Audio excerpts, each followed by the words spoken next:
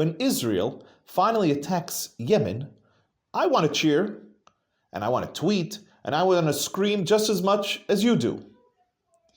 I don't want to be the Debbie Downer. I don't want to kvetch.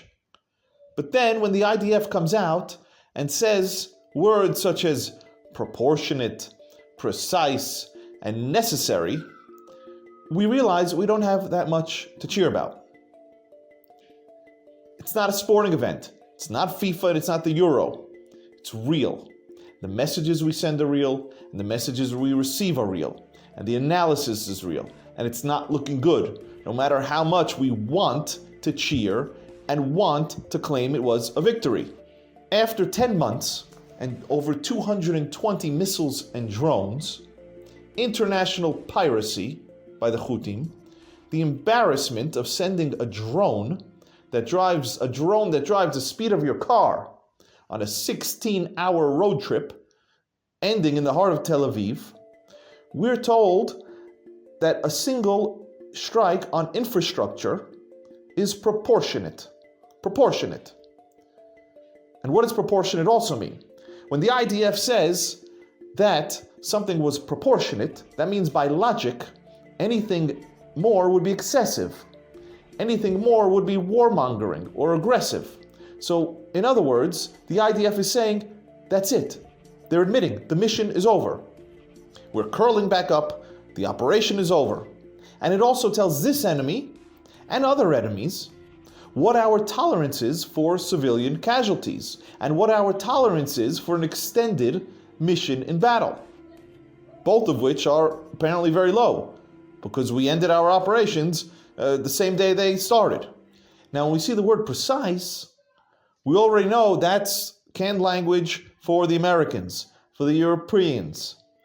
We hear it on a daily basis. We hear it in the north, and we hear it in the south.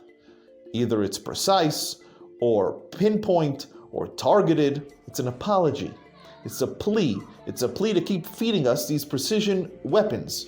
Weapons that we only need because we agreed to this war that's a military impossibility. Urban warfare without casualties.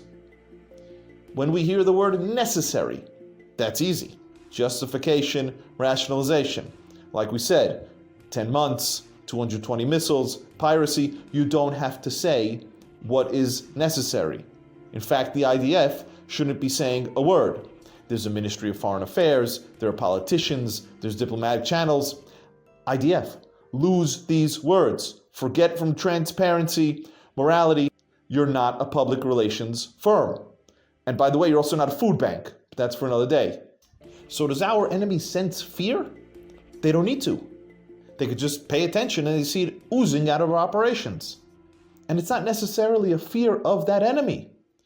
We have no doubt about our capabilities and our soldiers and our weapons to destroy these bands of terrorists. What we're calling now a multi-front war, and it reminds us of wars in the past, but it's a misnomer. It's not. Hamas and Hezbollah and the Houthis and whatever other groups we have, the smaller groups in Iraq and Syria and others in Gaza, they combine for 0 airplanes and 0 tanks. So we know we could remove these enemies. Why don't we? Because we're afraid of the United States, and we're afraid of the West, and we're afraid of the civilian toll that it would take to remove these enemies, and afraid that that would leave Israel in international isolation. So that is the real war. That is why we use chalk to make our red lines. That is why we ignore missiles and rockets and bullets and stones. And we ignore sanctions and we ignore embargoes. And that is why the day after this fantastic, as Twitter calls it, this fiery, glorious response, we still have rockets towards Eilat and towards Sfat. So Mr. Israeli, if the Houthis weren't fooled and Hezbollah isn't fooled, why are you fooled?